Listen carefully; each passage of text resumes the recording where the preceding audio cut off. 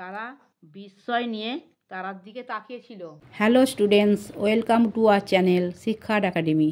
আজ আমরা activity 6A read the passage অনুচ্ছেদটি পড়ো। Standing on the seashore the four friends were watching the night sky. সমুদ্র তীরে দাঁড়িয়ে চার বন্ধু রাতের আকাশ দেখছিল। They looked at the stars in wonder. তারা বিস্ময় নিয়ে তারার দিকে তাকিয়েছিল। They felt the soothing breeze and heard the waves roaring in the deep sea. তারা পুরো শান্তিদায়ক বাতাস অনুভব করছিল এবং গভীর সমুদ্রে ঢেউয়ের গর্জন শুনছিল। Pick out the countable and uncountable noun and fill in the table.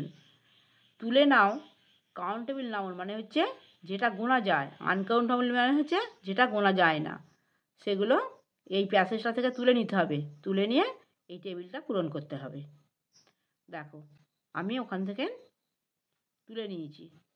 দেখো কাউন্টেবল নাউন মানে যেটা গোনা যায়, এখান থেকে তুলে নিয়ে দেখো ফ্রেন্ডস বন্ধু, স্টার্স তারা, ওয়েভস ঢেউ, আনকাউন্টেবল নাউন যেগুলো গোনা যায় না, সিশোর সমুদ্র তীর, স্কাই আকাশ, ওয়ান্ডার বিস্ময়, ব্রিজ বাতাস, সি সমুদ্র।